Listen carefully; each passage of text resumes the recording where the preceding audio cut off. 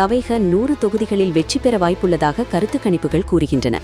இதனால் திமுக, அதிமுக கூட்டணிகளில் உள்ள கட்சிகள் விஜயுடன் ரகசிய பேச்சுவார்த்தை நடத்தி தொங்கு சட்டமன்றம் ஏற்பட்டால் அவரை முதல்வராக திட்டமிடுவதாக தெரிகிறது. தமிழக அரசியல் களம் பல தசாப்தங்களாக திராவிட கட்சிகளின் கோட்டையாக இருந்து வருகிறது. அண்ணா, கருணாநிதி, எம்ஜிஆர், ஜெயலலிதா போன்ற ஆளுமைகளுக்கு பிறகு ஒரு பெரும் அரசியல் வெற்றிடத்தை நோக்கி தமிழகம் நகர்ந்தபோது அந்த இடத்தை பூர்த்தி செய்யப்போவது யார் என்ற கேள்வி எழுந்தது. தற்போது அந்த இடத்தை தனது தமிழக வெற்றி கழகம் டிவிகே மூலம் நடிகர் விஜய் பிடிப்பார் என்ற எதிர்பார்ப்பு மேலோங்கியுள்ளது. சமீபத்திய தேர்தலுக்கு பிந்தைய கருத்து கணிப்புகளும் அரசியல் நகர்வுகளும் தமிழகத்தின் பாரம்பரிய அதிகார மையங்களை ஆட்டம் காணச் செய்துள்ளன. சமீபத்திய அரசியல் ஆய்வுகள் மற்றும் கருத்து கணிப்புகளின்படி தமிழக வெற்றி கழகம் 100 தொகுதிகளுக்கு அருகாமையில் வெற்றி பெற வாய்ப்புள்ளதாக தெரியவருகிறது. இது ஒரு புதிய கட்சிக்கு மிகப்பெரிய சாதனையாக கருதப்படுகிறது.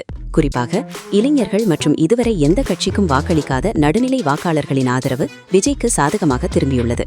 விஜயின் வருகை வெறும் ஒரு நடிகரின் வருகையாக பார்க்கப்படாமல் ஒரு மாற்றத்திற்கான அடையாளமாக பார்க்கப்படுவதே இந்த 100 தொகுதிகள் என்ற இலக்கை எட்ட மிக முக்கிய காரணமாக உள்ளது. திமுக மற்றும் அதிமுக ஆகிய இரு பெரும் கூட்டணிகளிலும் உள்ள கட்சிகள் இப்போது விஜயின் பக்கம் பார்வையை திருப்பியுள்ளதாக கூறப்படுகிறது. காங்கிரஸ், இடதுசாரிகள், விசிக மற்றும் மதிமுக போன்ற கட்சிகள் நீண்ட காலமாக திமுக கூட்டணியில் இருந்தாலும் அதிகார பகிர்வு மற்றும் ஆட்சி அதிகாரம் போன்றவற்றில் தங்களுக்கு உரிய முக்கியத்துவம் கிடைக்கவில்லை என்ற அதிருப்தியில் இருப்பதாக தெரிகிறது. ஒருவேளை விஜய் 100 இடங்களை பிடிக்கும் பட்சத்தில் திராவிட கட்சிகளுக்கு மாற்றாக விஜயை முன்னிறுத்தி ஒரு புதிய கூட்டணியை அமைக்க இந்த கட்சிகள் ரகசியமாக திட்டமிட்டு வருவதாக அரசியல் வட்டாரங்களில் பேசப்படுகிறது. தமிழக அரசியல் செல்வாக்கை இழந்திருப்பதாக கருதப்படும் அதிமுகவின் தோழமை கட்சிகள் அந்த கூட்டணியில் நீடிப்பதில் தயக்கம் காட்டுவதாக தெரிகிறது.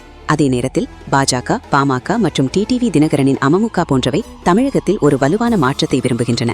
திமுகவை வீழ்த்த வேண்டும் என்ற ஒற்றை நோக்கில் இந்த கட்சிகள் விஜயுடன் ஒரு டீலுக்கு வர தயாராக இருப்பதாக தகவல்கள் தெரிவிக்கின்றன.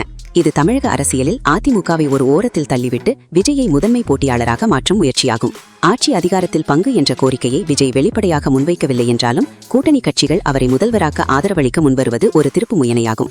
குறிப்பாக திருமாவளவன், ஜான் பாண்டியன், கிருஷ்ணசாமி போன்ற தலைவர்களுடனான பேச்சுவார்த்தைகள் வெற்றிகரமாக முடியும் பட்சத்தில் ஒரு புதிய சமூக நீதி கூட்டணி உருவாக வாய்ப்புள்ளது. திமுக, அதிமுக ஆகிய இரு கட்சிகளுமே பெரும்பான்மையை இழக்கும் ஒரு தொங்கு சட்டமன்றம் உருவாகும் பட்சத்தில் விஜயின் கரங்களை ஓங்கியிருக்கும்.